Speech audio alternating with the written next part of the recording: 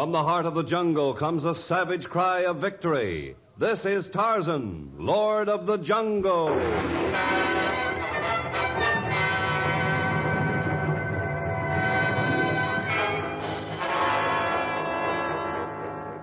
From the black core of dark Africa, land of enchantment, mystery, and violence, comes one of the most colorful figures of all time, transcribed from the immortal pen of Edgar Rice Burroughs. Tarzan, the bronzed white son of the jungle.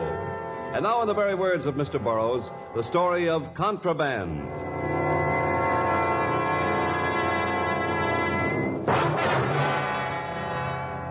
Unlike other continents, Africa is poor in islands.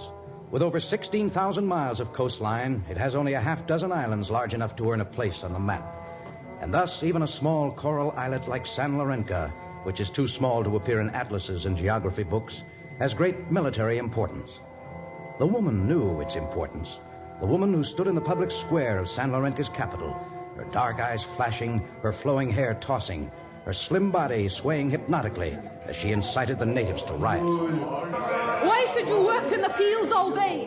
Why should you slave for the Europeans from one year's end to the next? Why should you grovel beneath a foreigner's heel? Are you not foreigner, sir? I am one of you. Your skin whiter than ours. The blood of many races flows in my veins. It is true, my skin is whiter, but my heart belongs only with the people of San Lorenzo. You not talk like rest of us, sir. My speech has been changed by schooling in distant lands, but my education shall be a weapon to free you from the bonds of slavery. We shall band together. We shall kill every foreigner on the island. We will take over the wharfs and the warehouses, the governmental buildings, the hospital, the prison. We shall free the prisoners. We shall free all whom the whites have enslaved. We run government. We kill all white men. We shall reclaim San Lorenzo for its people, and Tar shall lead you. We follow you, Tar. You our leader.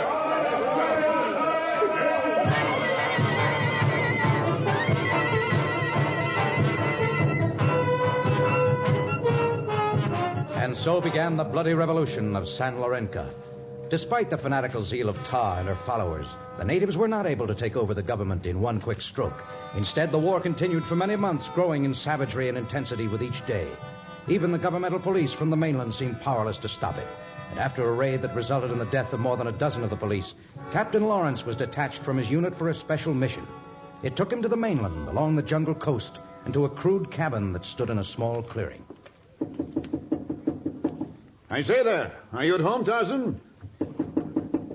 Would be my luck to travel all this distance. I don't believe he's home. Tarzan, you just took 3 years off my life.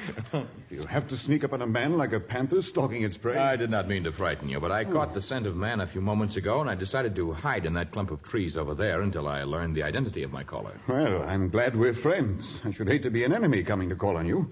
You are a friend indeed, Captain Lawrence. Shall we go inside? Oh, thank you. Perhaps I shouldn't be so friendly. The last time you made your way to this cabin, it was to arrest me. Well, I'm happy that the charges proved completely groundless. Tarzan, this time I come to appeal for help. The government wants my help? In what way? The people of San Lorenzo are in revolt. They've killed close to 100 Europeans and Englishmen, and almost a score of police. You hold no elections there. Perhaps revolution is their only method of changing a government they find unfavorable. My government has long been willing to grant them their freedom, but we feel that the group now leading the revolt would not work for the best interests of the natives, or for world peace. What makes you think that? Well, their leader is a woman. She lived in Europe for some years, was educated there.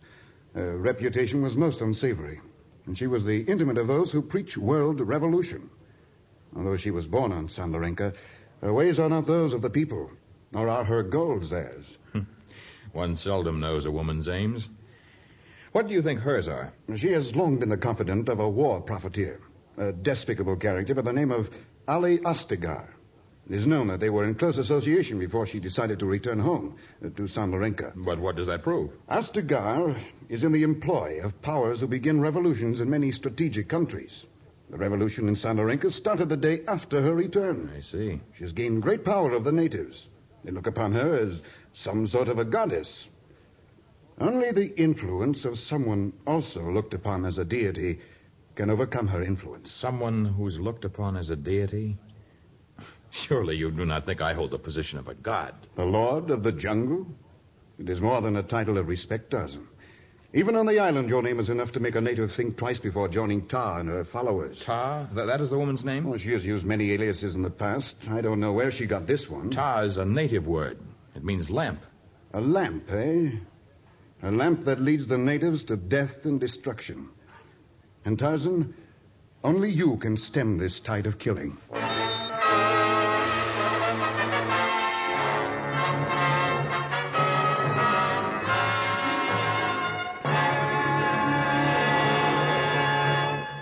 In just a moment, we shall return to our story of Tarzan.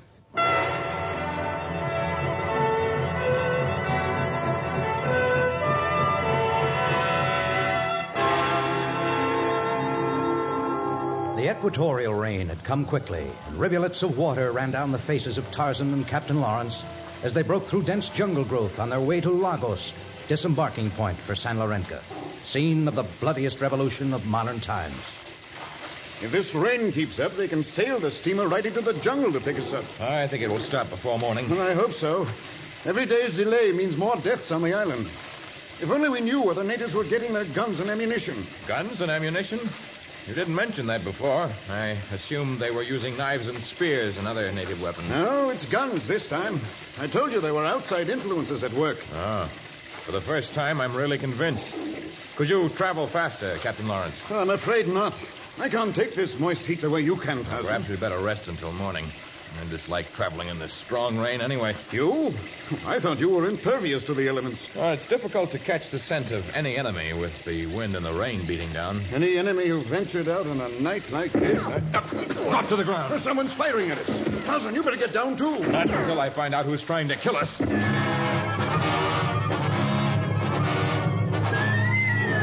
As Tarzan sped in the direction from which the bullets had come, a dark figure leaped from behind a protecting rock and fled into the night, fear giving his footsteps great speed. Still, he was no match for Tarzan, and as the Lord of the Jungle gained on him, he turned to fire. He raised his gun to his shoulder, leveled the barrel straight at Tarzan's chest, curled his finger around the trigger, and fired. At almost the exact moment, Tarzan took a diving tackle at his assailant's legs. The shot went wild, the gun dropped, and the two rolled over and over in savage battle. No break arm. Stop struggling, then. Listo. Not break arm. Put your hands behind you and stand up. I say, Tarzan, are you all right? Yes, Captain Lawrence. Would you mind picking up that gun over there while I tie the hands of our friend here? Not tie hands. Me not make more trouble. Go ahead and tie his hands, Tarzan. We can't afford taking another chance. Well, at least it looks as though the rain's letting up a bit. Why did you attempt to kill us? Not try kill you. Only try kill enemy people of San Lorenzo. Ah, so you've been following Captain Lawrence. For how long? Since day he leave island. Only me lose trail 3 times. Not find him till tonight. Hey, this is a first-class gun he has here. Don't recognize the make, though. Let me see it. The stock's ornamented with scroll work in silver. Yes, I noticed it. Rather a strange design. Beautiful, though. Captain Lawrence, did you see any guns of this type in the battles on San Lorenzo? We didn't capture any of their arms. Say, is this native from San Lorenzo? Are you? Me not say. Not tell anything. You enemy. The gun does his talking for him, and in more ways than one. This gun comes from somewhere near Tunis. It was transported across the Libyan desert and then brought through the jungle to the coast. Along with others for the rebels of San Lorenzo? Exactly. Well, how can you know all that by looking at the gun? The ornamentation on the stock could have been made only by a Berber. Probably one near Tunis, since otherwise the guns for San Lorenzo would not have been transported across the desert. We not bring guns across desert. You lie. No amount of cleaning and polishing can ever remove the fine desert sand from the seam between the metal and the wood. Yes, a Berber made the gun, probably under the guidance of a warlike Bedouin who also possessed knowledge of transporting arms across the grueling desert of Libya. You're amazing, Tarzan. And I guess we'd better be getting along. What do you think we should do with our prisoner here? Keep him bound. Watch him. Or take him with you. You may need a hostage to protect your life. You speak as though you are going to be with me. I shall meet you on the Isle of San Lorenzo. First, I must find out where the guns and ammunition originate. Yes. If we could cut off the supply of arms, the revolution wouldn't last long. Exactly. And I have more confidence in myself as a detective than as a deity.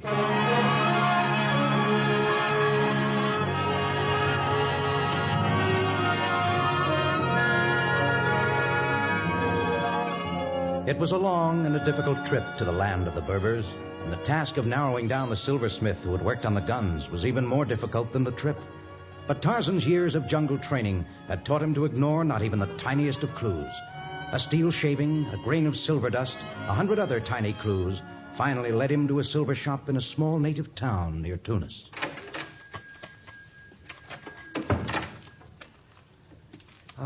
Greetings to the man of the jungle. My greetings to you, silversmith. I always admire a fine craftsman, and I hear you are most skilled in your trade. I do my humble best. Wouldst you have me fashion an armlet for thee? Or perhaps a filigreed pendant to give as a gift to the light of your life? No, I had hoped that perhaps you could adorn a gun with the rich product of your craft. A gun? Silver ornamentation upon a gun? Have you never done such work? By Eula, I have never heard of such a practice. Have you the gun you wish adorned with you? I thought perhaps you could supply it. I would pay well. In my store and in the simple workshop behind it, there is aught but a few scraps of silver and gold with which to make baubles. I am not a gunsmith. Your shop looks exceedingly empty of baubles as well as of guns. My poor stock of merchandise is completely gone at the moment.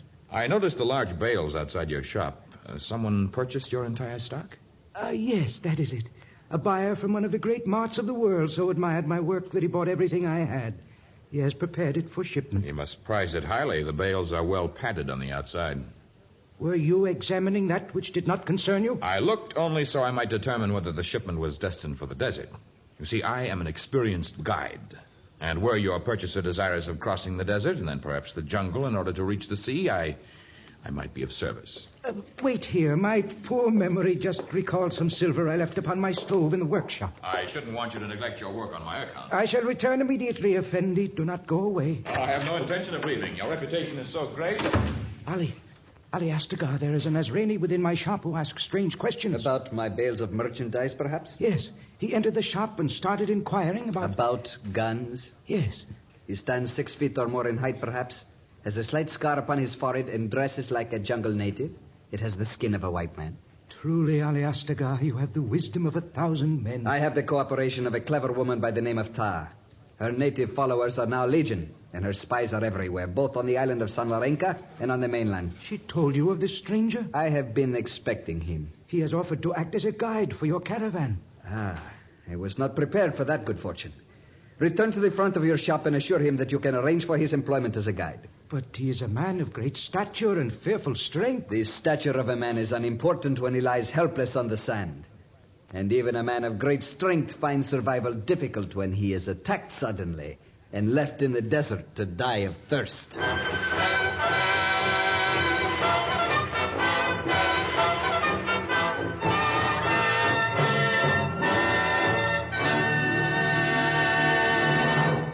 In just a moment, we shall learn Tarzan's fate at the hands of the clever Ali Astagar.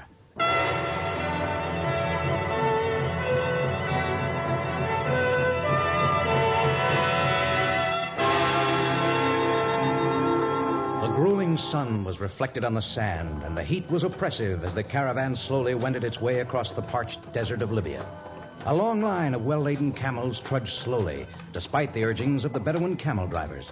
And at the head of the caravan, astride muscular dromedaries, rode Ali Astagar and his guide, Tarzan. The sun beats hot upon our heads. I shall welcome the passing of the day. Had you followed my advice, we might have reached the shelter of the jungle by now. I prefer the longer route. This way we shall enter the jungle near Gilfolan. But there are no trails through the jungle from Gilfolan. Everyone else who travels in the direction of Lagos keeps to the elephant trails as much as possible. I wish to avoid the trails. At Gilfolan, we will be met by native bearers I can trust. I want no one to know of my shipments. Are the silver ornaments we transport that important? We are not carrying silver ornaments. Surely that does not come as a great surprise to you? No, it doesn't. Particularly since I have found that the man who represented himself as a silversmith is your personal servant.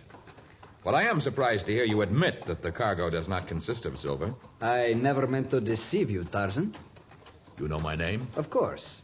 And I know that you are a friend to all of Africa's natives. To you, I can confide the real contents of the bales. You are most kind, Aliastagar. What do the bales contain? Medicine, bandages, antiseptics, and anesthetics for the poor wounded natives of San Lorenzo. Medical supplies? There are certain foreign powers who would lead you to believe I transport contraband shipments of ammunition and guns. They have their reasons for giving out this false information. Frankly, I believed what I was told. I traced a gun to that silversmith's shop where you made your headquarters. You are most clever. You must have traced one of the 2 guns I had made. They were given to the natives who guarded the last shipment of medical supplies. But why should Captain Lawrence lie to me about such a matter? Tarzan, he represents a government that is loath to give up its island colony. There are some who would gladly lie to their own parents in order to protect their selfish interests. I've often found man to be deceitful, but I was sure I could accept the word of Captain Lawrence. Would you believe me if I stopped the caravan right here and permitted you to open and inspect any bale in the caravan? You would do that? Gladly. In fact, I insist on it, so that you may learn to respect the word of Aliastagar. Shams! Yes, master. Have the caravan stop. Permit Tarzan to open any bale he selects. I could have sworn the bales contained arms. The mind accepts what the heart dictates. Minds are often courts that judge before trial. Yes. Yes, that is true. I had you marked as a villain before our paths crossed. Forgive me, Aliastagar, and bid the caravan move on. I accept your word. No, I shall not let you accept my word. I insist you open a bale. Do it yourself. Be convinced. Come, I shall dismount with you. I feel as though I were causing you much needless trouble. If there is a fault, it lies with me. Go ahead, select a bale. All right, I'll take the nearest one.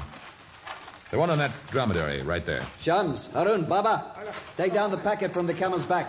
Kamar, Majid, help them. At least I can be thankful that I have cohorts in Lagos who know that my mission is one of mercy. My shipments are speeded to the island from that point. Here is bale, Sahib. No, I would not cut the rope, Tarzan. We do have to tie it up again before we proceed. That was an instinctive gesture. The clumsy fools turned it with knots on the underside. Shams! I can reach the large knot if I kneel down. Yes, now I can... No!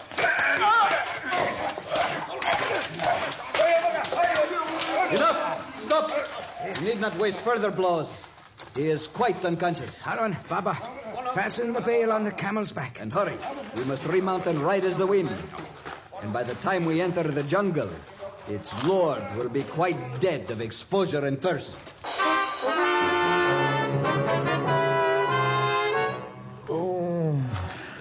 As evening came, Tarzan regained consciousness, got to his feet, and staggered in the hopeless direction of the jungle.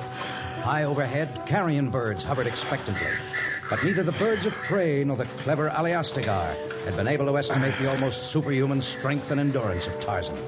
He seemed to grow stronger instead of weaker with each passing mile, and by dawn the next morning he had reached a small waterhole.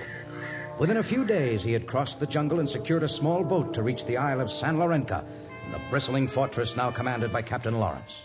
You've had another miraculous escape, Tarzan. I suffered greatly. Perhaps it was my punishment for having doubted the word of a friend. Astagar speaks with a crafty tongue. I hardly blame you doubting me. I blame myself, for by this time fresh ammunition and guns have reached the rebels. I don't know. There have been no new attacks during the past several days. We can only conclude that they must be out of ammunition. Oh, then perhaps I shall be relatively safe as I proceed into the tangled forest surrounding their island stronghold. You intend going into the interior? But you may fall into the hands of Tar or some of her fanatical followers. I shall have to take my chances, even with them.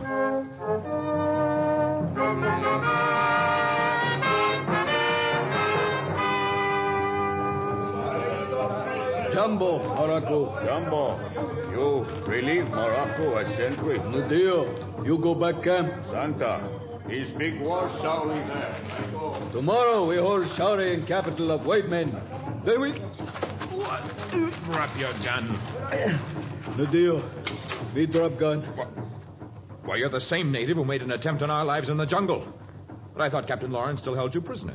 You escaped? Captain Lawrence say, me free, go home. Not back war camp of Ta. And so you promised and then came straight to the camp. Ta say lie to white man not count. It's not crime lie. Kill oppressor. Oppressors?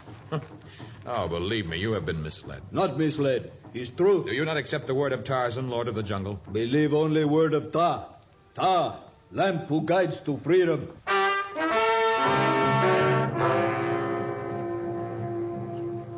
And you? Do you believe all that this woman tells your people? Ta speak true. For her we kill. And nothing I can say will change you. Tarzan not leader now. Ta is leader. She beautiful, wise. I should like to see this woman who holds you under her spell. Come. I take Tarzan to Ta. Fine.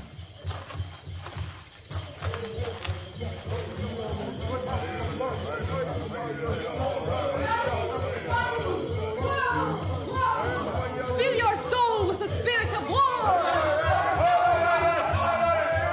Tomorrow we kill. Tomorrow we rule San Lorenzo. Stop! Who is the stranger who approaches our council fire? Morocco bring Tarzan who wants speak with Ta.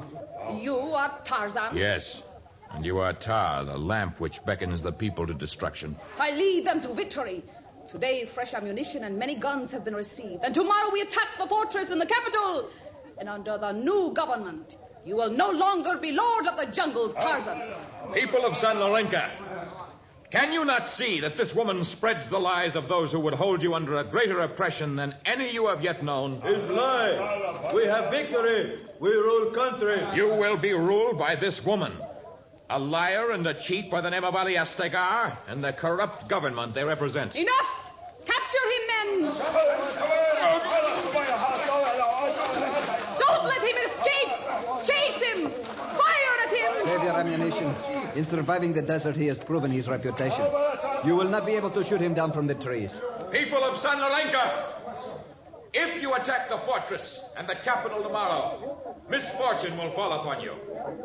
That man there, Ali Astegar, who just slipped from a hut like a worm from beneath a rock, he is your real enemy. Know it now, or learn it tomorrow. Tarzan did not return to the fortress immediately. Instead, he hovered in the vicinity of the war camp, observing much and taking particular interest in the departure of Ali Astegar and his bearers. Someday he would settle the score with Astegar, but at the moment a greater task was at hand. Toward dawn, he returned to the fortress, and he stood at Captain Lawrence's side as the big attack began.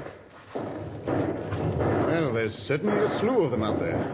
Their aim isn't so good. Have you suffered any casualties at all? Well, not yet. Our numbers are not sufficient to warrant an attack. But once that horde of natives charges the fort, I fear for the outcome.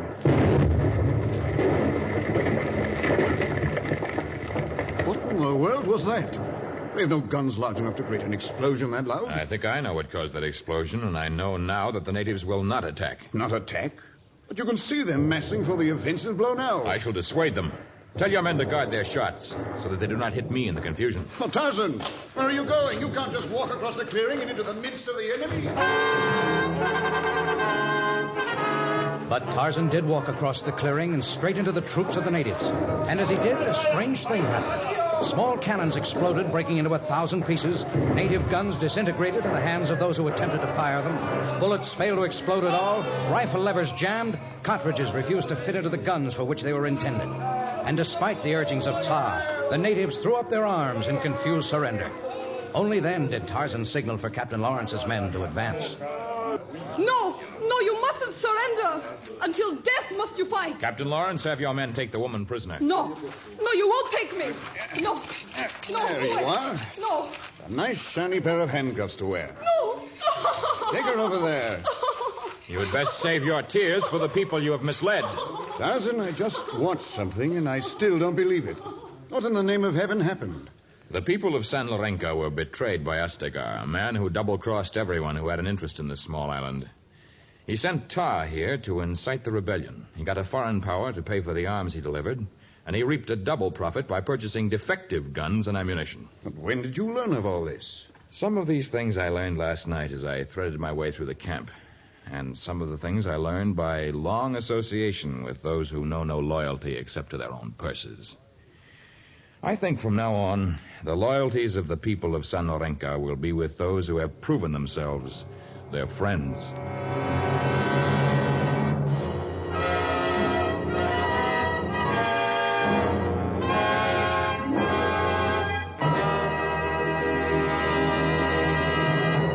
In just a moment, a word about our next story of Tarzan.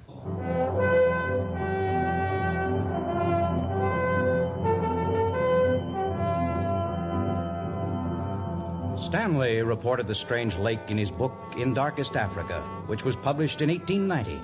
And yet, even today, little has really been learned about the small body of water whose shores are strewn with dead butterflies, in whose dark red waters fish cannot live, and which is taboo to the natives of the Congo. They call it Kiwa Navisi, Lake of Blood. Tarzan, the creation of the famous Edgar Rice Burroughs, is produced and transcribed by Walter White, Jr., prepared for radio by Bud Lesser, with original music by Albert Glasser. This is a Commodore production. Listen in next week to Lake of Blood, another thrilling episode of The Lord of the Jungle.